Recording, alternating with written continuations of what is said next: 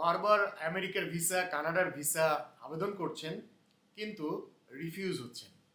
উন্নত দেশে যেতে চান কিন্তু আপনি বুঝে উঠতে পারছেন না আসলে কিভাবে আবেদন করলে কি করলে নিশ্চিত আপনি ভিসাটা পেতে পারেন। হ্যালো বন্ধুরা, কেমন আছেন আপনারা সবাই? আশা করি ভালো আছেন। ট্রাভেল অ্যান্ড লাইফস্টাইল ইউটিউব চ্যানেলে আপনাদের সকলকেই স্বাগত জানাচ্ছি, আমি রাকি। সো ফ্রেন্ডস, আজকের ভিডিওটি তাদের জন্য যারা বাংলাদেশ থেকে বা বাংলাদেশের বাইরের থেকে আপনারা চেষ্টা করছেন ইউরোপে যাবেন, আমেরিকাতে যাবেন, কানাডাতে যাবেন এবং সেই অনুযায়ী আপনারা কিন্তু ভিসা আবেদন করছেন, কিন্তু দুঃখজনক বিষয় হলো সত্য যে আপনার ভিসাটি রিফিউজ হচ্ছে। সো কিভাবে আপনি আবেদন করলে আপনার ভিসাটা নিশ্চিত আপনারা পেতে পারেন এবং কি কি প্রস্তুতি গ্রহণ করলে আপনাদের ভিসা পাওয়ার সম্ভাবনাটা অনেকাংশেই বেড়ে যাবে, এই বিষয়গুলো নিয়ে আজকের ভিডিওটি আমি করতে যাচ্ছি। সো আপনারা জানেন যে আমি গত 1 বছর যাবৎ অনেক চেষ্টা করে একটা লক্ষ্যে পৌঁছতে পেরেছি এবং আজকে তারই ধারাবাহিকতায় আমি আমেরিকাতে বসে আপনাদের সাথে এই তথ্যগুলো নিয়ে একটি ভিডিও তৈরি করছি। সো প্রথমত আপনার অ্যাপ্লিকেশনের ত্রুটি সম্পর্কে আমি বলবো যে অ্যাপ্লিকেশনের ত্রুটি বলতে আমরা যারা বিভিন্ন ধরনের ট্রাভেল এজেন্সির মাধ্যমে আমরা ভিসা ফাইল করি বা আবেদন করি, এখানে কিন্তু অ্যাপ্লিকেশনে আপনার তথ্যের ত্রুটি থেকে যায়, যে কারণে আপনার ভিসাটা রিফিউজ হয়ে যায়।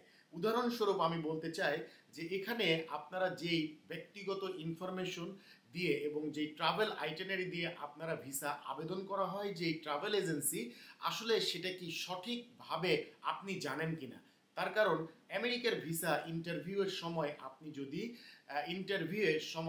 আপনার যে কোনো একটি কোশ্চেন দিতে দ্বিধা সংকোচ হয় অথবা যদি আপনার সেই কোশ্চেনটা সঠিক না হয়, তাহলে সাথে সাথেই কিন্তু আপনার ভিসাটা রিফিউজড হয়ে যায়।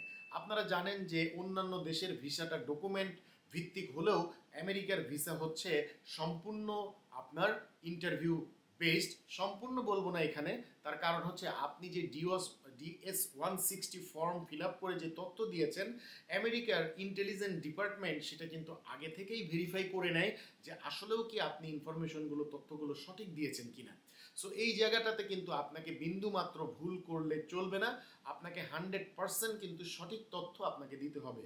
সো আপনি যেই এজেন্সির মাধ্যমে আবেদন করে থাকুন না কেন, আপনি তার কাছ থেকে সেই DS 160 ফর্মটি কালেক্ট করবেন এবং বারবার রিভিশন দিবেন, রিভিউ করে দেখবেন যে অ্যাপ্লিকেশনে যেই তথ্যগুলো দেয়া আছে ইন্টারভিউয়ে সেই কোশ্চেনগুলো কিন্তু আপনাকে করবে এবং সেটার উত্তর কিন্তু আপনাকে দিতে হবে।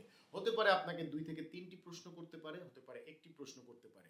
যেমন আমাকে মাত্র 3 থেকে 4টি প্রশ্ন করেছিল আমার যতটুকু মনে আছে। সো এর মাধ্যমে কিন্তু ভিসা কনসুলার সাথে সাথে কিন্তু আমার ভিসা অ্যাপ্রুভড করেছিল। সো যাই হোক, নাম্বার 1 পয়েন্ট হচ্ছে আপনার অ্যাপ্লিকেশন ফর্মে ত্রুটি রাখা যাবে না। নাম্বার 2 হচ্ছে বাংলাদেশ থেকে যারা আবেদন করছেন, এক্ষেত্রে আমি বলে রাখি যে বাংলাদেশে যেহেতু আপনার প্রচুর পরিমাণে আপনার অ্যাপ্লিকেশন সাবমিট হয়, সেই ক্ষেত্রে বাংলাদেশের ভিসা রেশিও কিন্তু অন্যান্য দেশের অনেক কম, বিশেষ করে আমেরিকা কানাডার ভিসা রেশিও কম এবং একটা সময় আমেরিকার যে গণহারে ভিসা দিয়েছে সেটাও কিন্তু এখন বর্তমানে দিচ্ছে না, টোটালি রিফিউজ করছে। সো এর জন্য আপনারা যারা একান্তই ইউরোপ, আমেরিকা বা কানাডায় যাওয়ার জন্য অতি আগ্রহ নিয়ে চেষ্টা করে যাচ্ছেন, তাদের জন্য আমি বলবো যে আপনারা বাংলাদেশ থেকে যদি রিফিউজ হয়ে থাকেন, তাহলে বাংলাদেশের বাইরের থেকেও আপনার একবার দুইবার চেষ্টা করে দেখা যেতে পারে। সো এর জন্য আমি বলবো যে আপনি বাইরে যান, যে থাকেন, বিষয়টা এরকম না। যেমন আমি ব্যক্তিগতভাবে কম্বোডিয়াতে থাকি এবং কম্বোডিয়াতে আমি বিজনেস সেট আপ করেছি। সো যারা একান্তই এরকম আপনারা দেশের বাইরে যেয়ে আপনারা অ্যাপ্লাই করতে চান, তারা চাইলে আপনারা কম্বোডিয়া থেকেও কিন্তু এই ভিসা আবেদন আপনারা করতে পারেন। আপনারা যদি কম্বোডিয়া থেকে এসে যদি আবেদন করতে চান, এর জন্য আমার সাথে যোগাযোগ করবেন। কিভাবে কি প্রসেসে আসলে ভিসা আবেদনগুলো করতে হয় এই বিষয়গুলো নিয়ে আপনাদের সাথে ডিটেলস কথা বলা যাবে, অথবা হোয়াটসঅ্যাপেও আমার সাথে যোগাযোগ করলে হবে। নাম্বার 3, আপনার হচ্ছে ফাইন্যান্সিয়াল যে ক্যাপাসিটি সেটা কিন্তু আপনাকে প্রমাণ করতে হবে যে আসলেও আপনি ভিসার জন্য কোয়ালিফাই কিনা, এটা কিন্তু আপনাকে প্রমাণ করতে হবে। সো এর জন্য আমেরিকার ভিসার জন্য আপনার মানে ব্যাংক ব্যালেন্স বা আপনার কোনো প্রপার্টি ডকুমেন্টস সাথে নিয়ে যাওয়ার প্রয়োজন নেই, বাট আপনাকে DS 160 ফর্মে আপনার আয় কত, আপনি কি ধরনের কাজ করেন এবং ব্রিফ করতে হবে। ওখানে একটা ঘরই থাকে যে আপনার ডিউটির সম্পর্কে, আপনার কাজ সম্পর্কে আপনাকে কিন্তু ব্রিফ করতে হবে। সো এই কয়েকটি জিনিস যদি আপনারা মেনে চলেন, এই কয়েকটি জিনিস যদি আপনারা ফলো করেন, তাহলে কিন্তু আপনার ভিসা পাওয়ার সম্ভাবনাটা অনেক বেড়ে যায় এবং আপনার ভিসা পাওয়ার সম্ভাবনা বেড়ে যাওয়ার সাথে সাথে কিন্তু একটা সময় যে আপনি কিন্তু ভিসা পেয়ে যাবেন।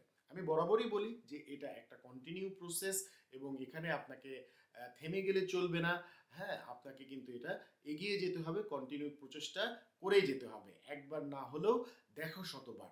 আপনাকে বারবার চেষ্টা করতে হবে, তাহলেই আপনার একদিন এটা সফল হবে। সো এর জন্য আমি বলে থাকি 1 থেকে 2 বছর আপনারা যদি চেষ্টা করেন তাহলে আপনি আপনার লক্ষ্যে পৌঁছে যাবেন। ধন্যবাদ সবাইকে।